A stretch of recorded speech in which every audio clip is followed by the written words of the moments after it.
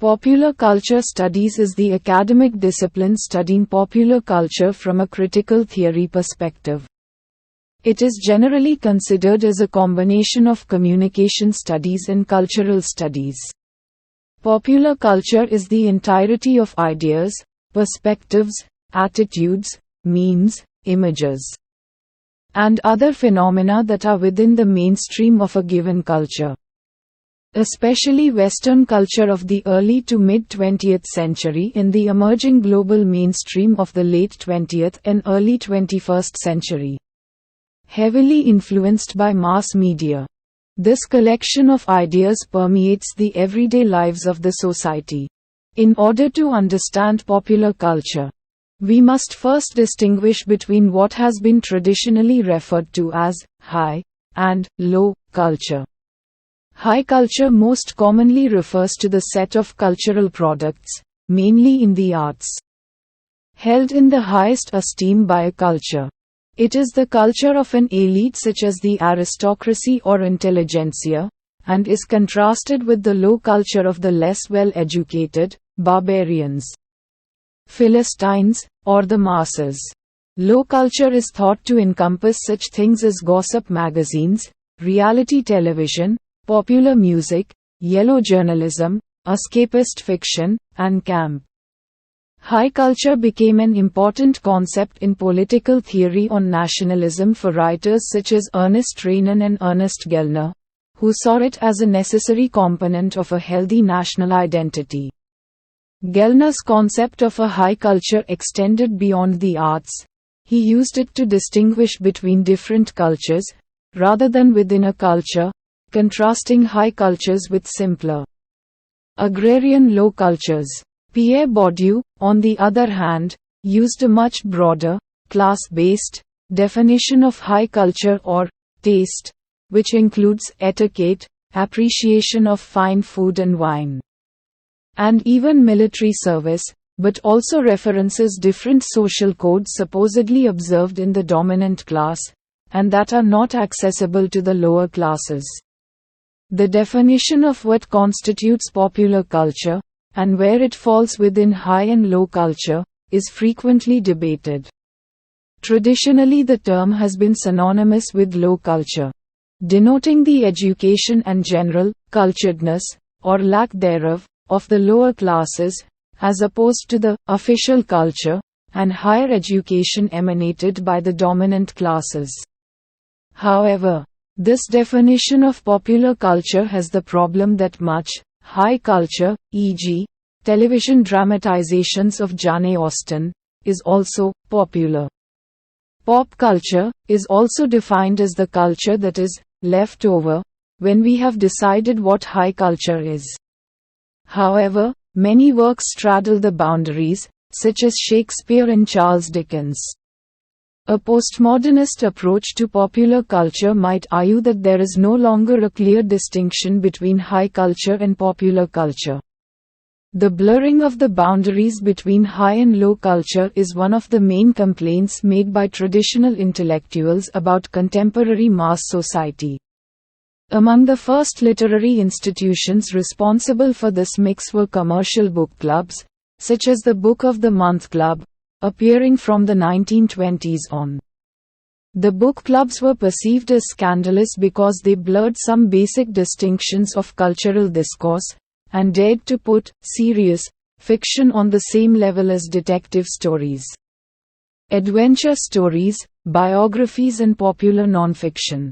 In essence, they created a space where high and low could meet. Following the work of the Frankfurt School, popular culture has come to be taken more seriously as a terrain of academic inquiry and has also helped to change the outlooks of more established disciplines. Conceptual barriers between so-called high and low culture have broken down, accompanying an explosion in scholarly interest in popular culture, which encompasses such diverse media as comic books, television, and the Internet.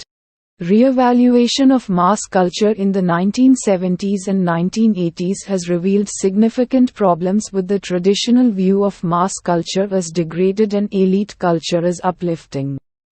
Divisions between high and low culture have been increasingly seen as political distinctions rather than defensible aesthetic or intellectual ones. Debate between popular and high culture. The idea of culture is referring only to a very specific set of artistic qualities found in select works of literature, theatre, painting, music. Sculpture and architecture became popular in 19th century Europe. This definition of culture, based on the discriminatory criterion of taste, was the result of persistent arguments made by critics like Matthew Arnold, who declared that culture represents the highest level of human achievement, the best that has been thought and said in the world.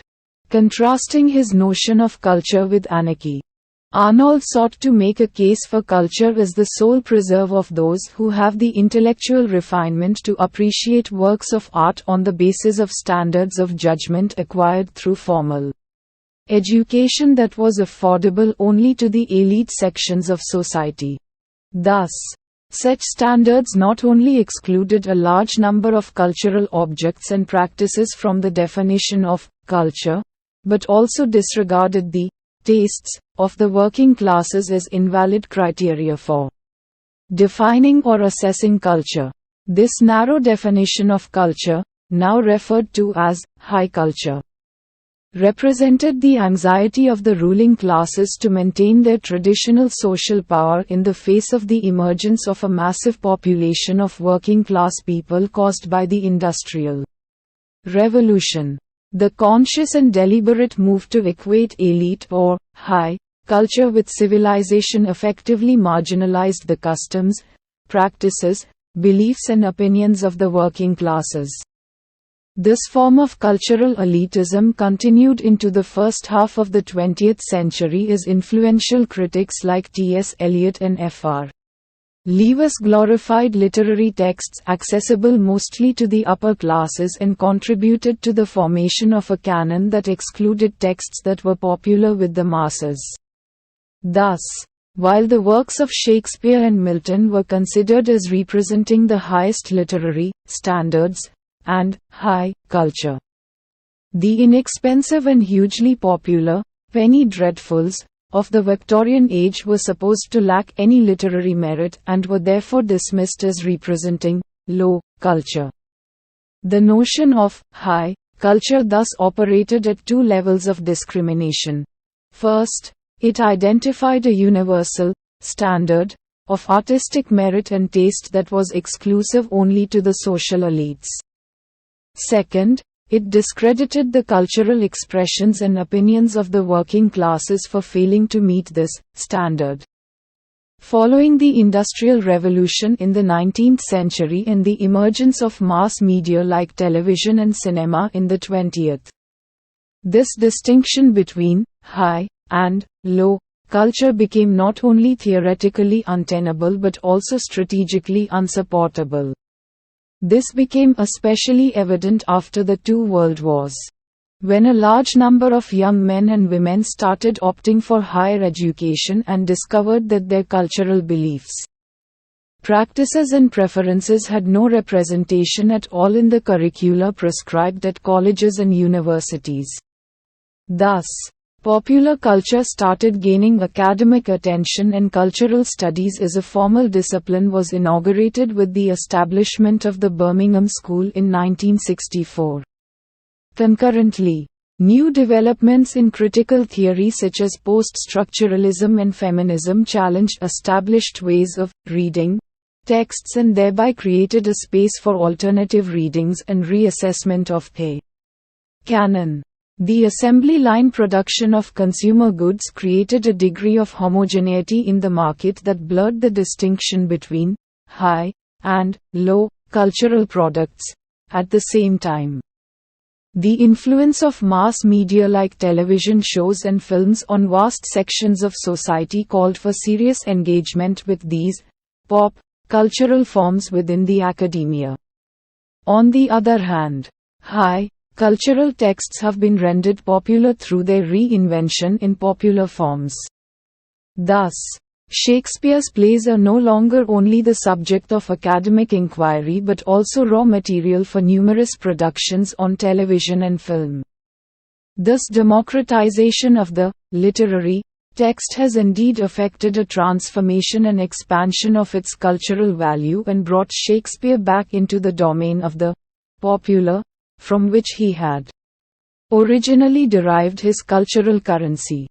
In fact, the definition and nature of art itself has undergone a significant revision in the age of, potentially, infinite reproducibility through technology.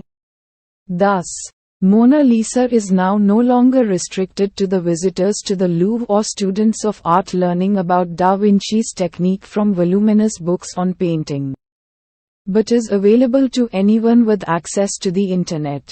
While it would be inaccurate to claim that the emergence of mass media has abolished all distinctions between high and low culture, it has certainly made the boundaries between the two more porous by creating larger audiences for both.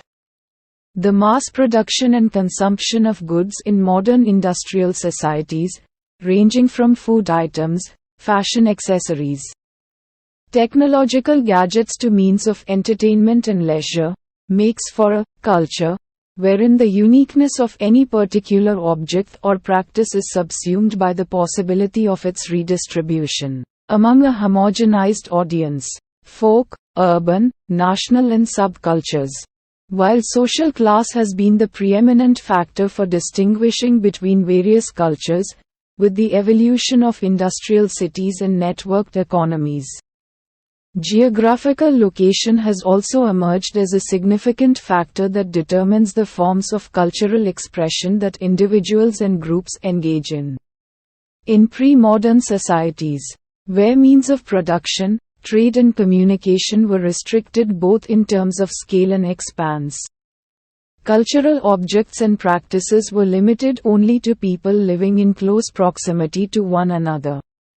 Thus, specific forms of culture, such as rituals relating to sowing of seeds or harvesting of crops in agrarian societies, were restricted to a relatively smaller community of people inhabiting a common geographical area. These rituals and practices, emerging from and unique to a community of people sharing a common economic mode of livelihood, represent what is now called folk culture. Though folk culture originates from and appeals to those who collectively share the meanings created by its constitutive objects and practices, it differs from contemporary popular culture in that it is not mass-produced with the objective of profit-making. It is more local and organic in nature and lacks the uniformity that cultural objects and rituals produced and distributed in industrial societies possess. However, in the age of mass media, folk cultural forms and artifacts are often appropriated by producers of mass culture and integrated into the economic processes of generating profit. Thus, for instance, Bhangra, which was originally a folk dance form popular in the province of Punjab, has now been commercialized on a national and global scale through its recurrent use in popular Hindi film music. Similarly, trade fairs both in India and abroad showcase the indigenous, tribal, ethnic, or folk culture of our country by offering for sale a variety of products, ranging from spices and pickles, terracotta jewelry, jute and khadi garments, to bamboo and cane furniture, that have traditionally been produced and consumed locally by people living in subsistence economies. In contrast to such cultural production, limited mostly to rural pockets, a distinctly urban culture has emerged concurrently with the rise of cities all over the world in the age of industrialization and mass media. Since space and time come at a premium in urban habitats, the everyday negotiations between city dwellers and their surroundings become the subject of various urban cultural forms and phenomena. Thus, poems about the New York cityscape or the London subway, including graffiti on railway platform walls, or popular, band, songs describing the joys and frustrations of living in a populous city like Kolkata are elements of contemporary urban culture.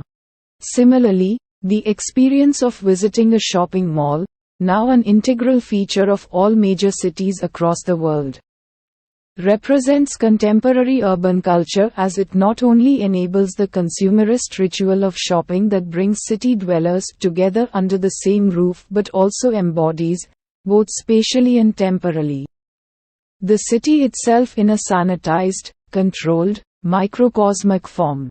Another way of distinguishing between different forms of culture is to examine the institutions that are involved in the promotion of the beliefs and practices underlying those cultural expressions.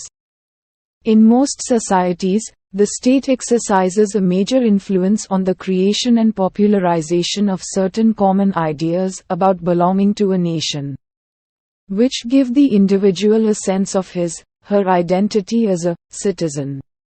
The objects and customs through which these ideas are codified constitute what is known as public or national culture. For instance, the rules prescribed by the Constitution of India about the use of symbols such as the national flag, national song and national anthem serve to instill a sense of loyalty, respect and patriotism amongst the citizens of the country. The circulation of these symbols in public spaces like schools and colleges, government offices, police stations and on important, national, holidays such as Independence Day and Republic Day reinforce the idea of being an Indian and thereby propagate an official, public, culture of Indianness. While such official discourses of common identity often dominate the public domain, there are other modes of cultural expression that consciously seek to challenge the established norms of society and thereby create a counterculture or subculture. For instance, the emergence of the hippie culture in the 1960s was a reaction of the youth against the standards and ideals of Western consumer societies. Through psychedelic rock music, use of recreational drugs, outrageous fashion statements and sexual experimentation, the proponents of this counter-cultural movement deliberately went against the dominant social norms of morality and productivity. In the age of mass media, however, subcultures are often absorbed into the mainstream by means of the appropriation of their unique or resistant elements by the dominant forms of cultural expression. Thus, the element of rebellion in the rock music of the 60s was rendered popular and acceptable by the massive number of albums that were commercially produced and distributed across the UK and the US for the next couple of generations. In fact, in the age of digital media, what starts out as subculture in one part of the globe often goes viral and becomes part of a global youth culture. Thus, within a decade of its first occurrence in New York in 2003, the flash mob has become a global urban phenomenon, primarily through the participation of youth and by means of its popularization on the Internet. Subcultural phenomena are thus often short-lived and integrated into popular culture through the ubiquitous network of mass media in contemporary global society. Let us sum up. In this unit we learn how popular culture became a part of academics. We also learn the primary differences between popular and high cultures. We dive further to discuss various types of cultures such as folk, urban, national and subcultures.